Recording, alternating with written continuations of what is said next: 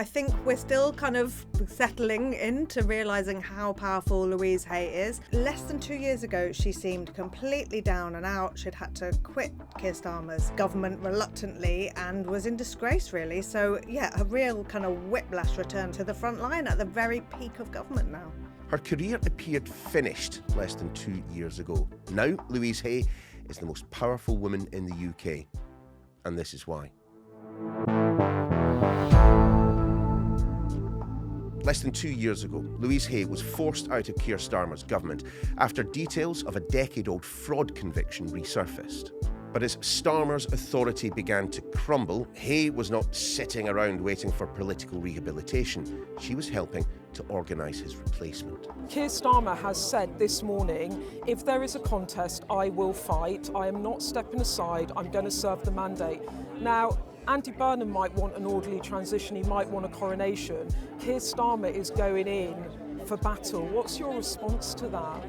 I hope the Prime Minister takes the weekend to really reflect on the result here, listen to soundings from the Cabinet and from the PLP, because I think all the evidence suggests that that contest would be brutal, it would be unpleasant, and it'd be very unlikely that the Prime Minister could win at the end of it. And if he doesn't, are you ready? Have you got a campaign ready to go? Yes.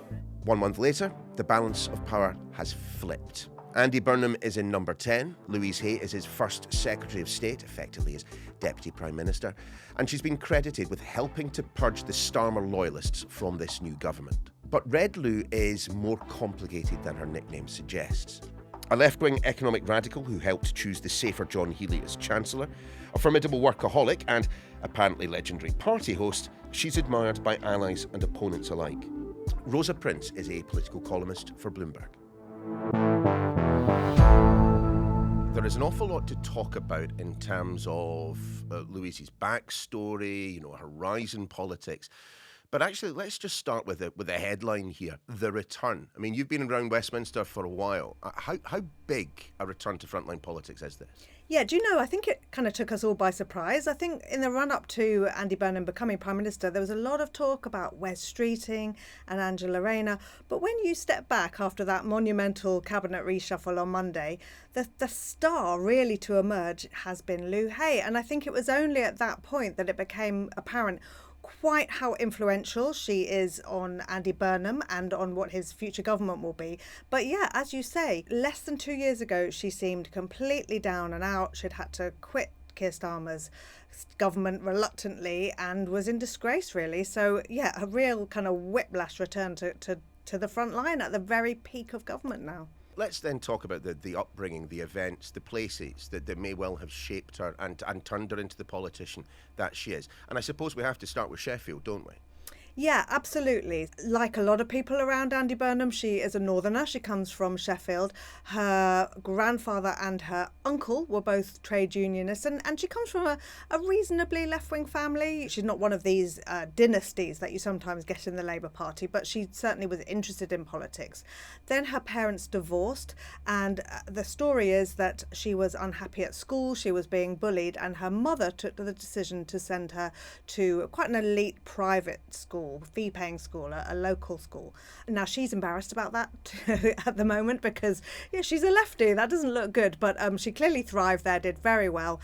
And she says that she then joined the Labour Party at the age of 15 under the influence of what she described as a very radically left-wing economics teacher.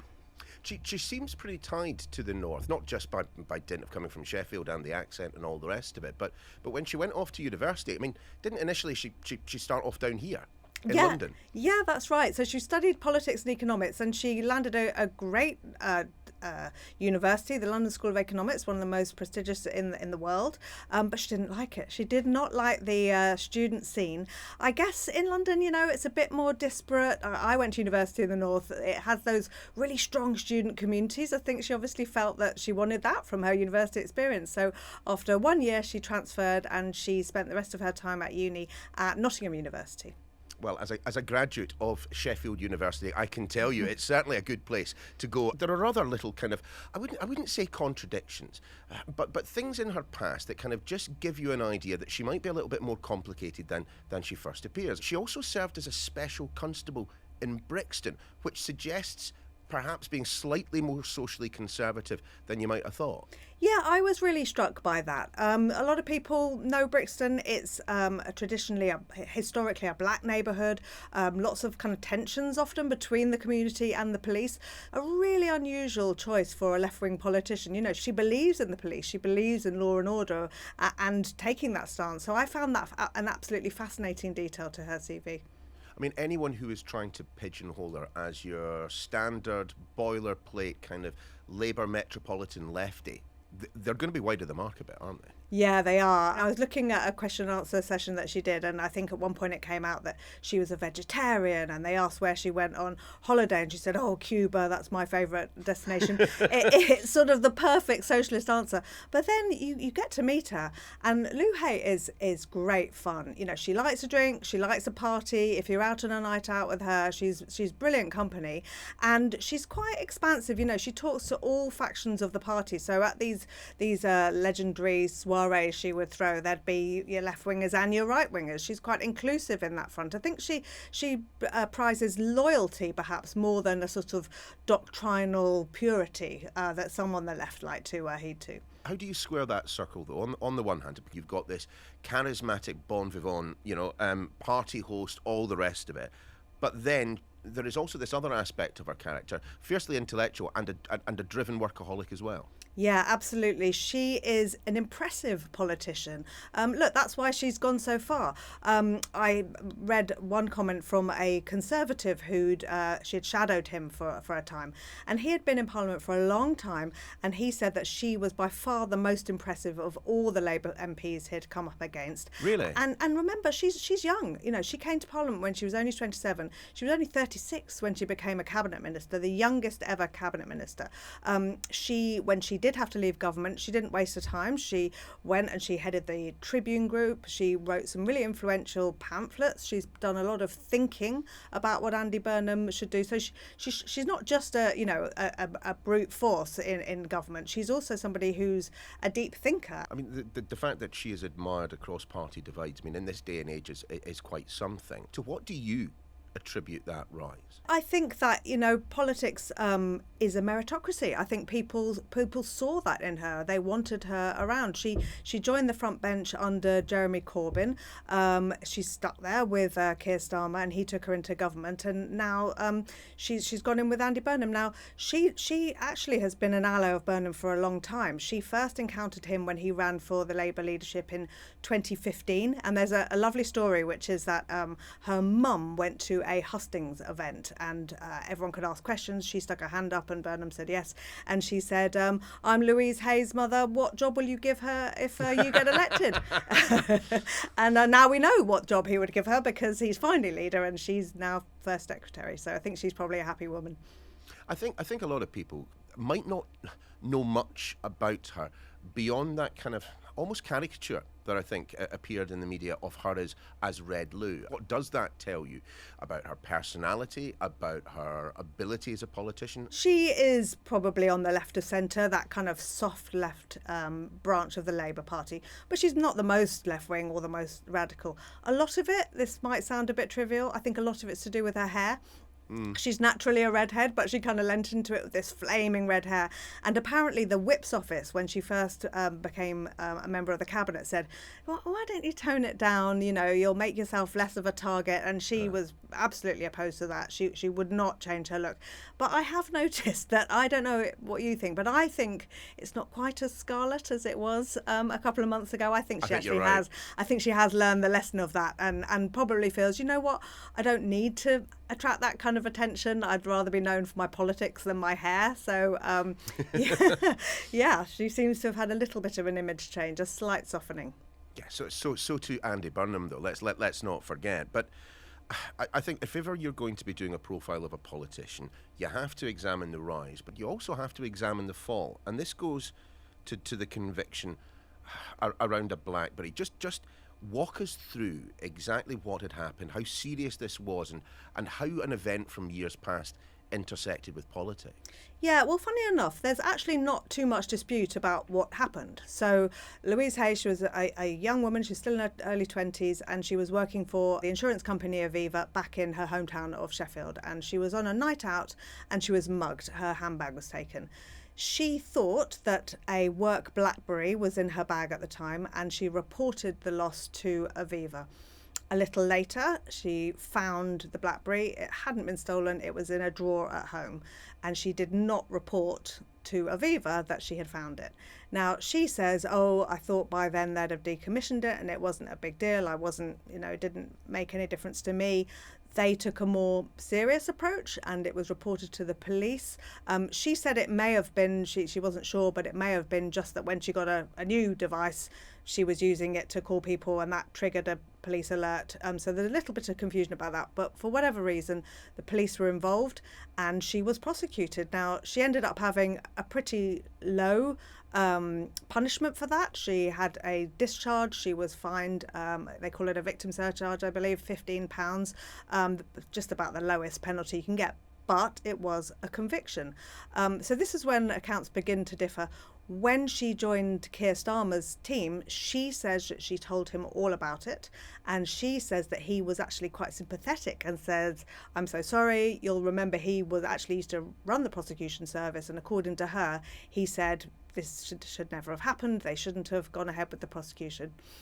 Roll forward a couple of years, and Labour have now won. Louise Haigh is the Transport Secretary in Keir Starmer's cabinet, and the Times newspaper unveiled this fact about the past conviction. She says at that point that Keir Starmer and his Chief of Staff, Morgan McSweeney, really hung her out to dry. They said, oh, new information has come to light. They didn't realise. She says she was never told what that new information was and that nothing had changed since she first appraised the then Labour leader of what had gone on. And so she stood down, but she made clear that she was very much made to do that, and it's obvious that she feels incredibly bruised by the whole series of events. And some might say the current reshuffle and all the Starmerites who have since gone are her sweet revenge. Let's talk about that path back to the front line of politics. I mean, once she was out of government, how quickly did she start deliberately trying to plot her route back? I think it's clear that she was very ambitious and she wasn't going to just sit back and settle into life on the backbenches. She reformed that Tribune group, becoming the leader of it, and she also became a major thorn in Keir Starmer's side. She was one of the leading rebels in the Welfare Reform Rebellion, which you'll remember was one of, there were lots of reasons why Keir Starmer ended up losing his premiership. I would argue that Welfare Rebellion was maybe the beginning of the end. It was very bad for him and Rachel Reeves because it meant they couldn't really get any of their economic policy through. So she was a major force behind that. And she also began talking to her old pal, Andy Burnham. It was clear that Andy Burnham fancied a return to Parliament. She decided that she would nail her colours to his mast. She was going to be at his side. And I think over the last winter, they set about getting him back into Parliament because obviously he needed to be in Parliament to be able to challenge Keir Starmer. So they begun talking about how that could happen. Would an MP stand down in his favour? Would there be a by-election? And as we now know, that's exactly what happened. And in May, he won a by-election and came back to Parliament. And she was instrumental in running that by-election campaign for him in Makerfield. Wasn't she initially opposed to him standing in Makerfield? I mean, the Reform obviously had huge amounts of support there, which, with Louise's help, Burnham did manage to overcome. Yeah, I think she was nervous about that one. I mean, if you looked at it on paper, it had been a safe Labour seat for years before, but Reform did very well in the local elections. They're clearly doing well in those kind of red wall seats, working class northern constituencies.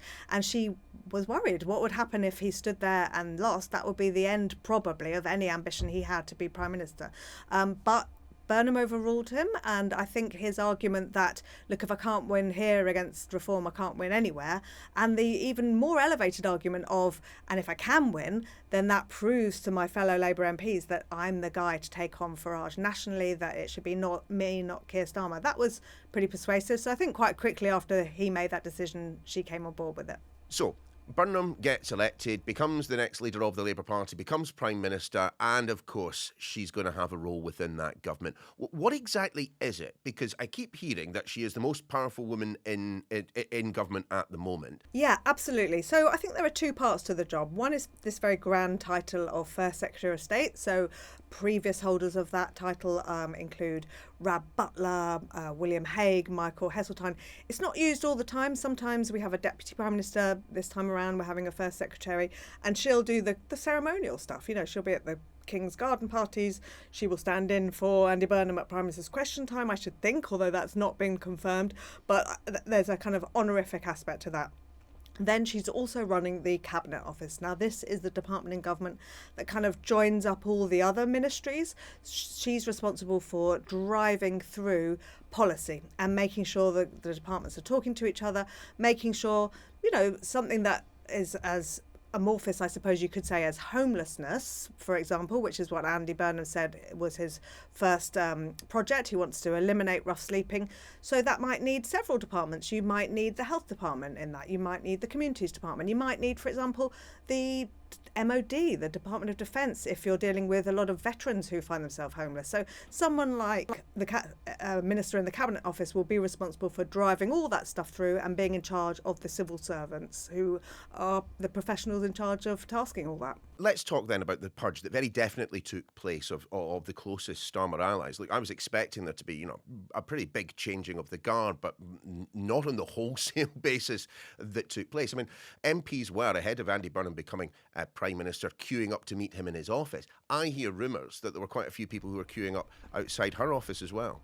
Yeah, I heard those same rumours. And also that people, when they were going to Makerfield, a lot of MPs went to Makerfield to campaign, and they'd make sure that they got some FaceTime with Louise Haigh, so she knew that they were on the board with the Burnham train. Andy Burnham had been out of Westminster for 17 years. He did not know a lot of Labour MPs. There were members of the cabinet that he didn't know. So he was really relying on those people who had been there, including most particularly Louise Haigh. So she would have been instrumental in helping him draw up his government. The one appointment that we particularly hear that she was very involved in was advising him not to pick his friend Ed Miliband to be the Chancellor. Oh, wow. Yeah, now I think politically, all three of them have the same outlook. I think that they wanted Ed Miliband to be the Chancellor. It sort of made sense to them.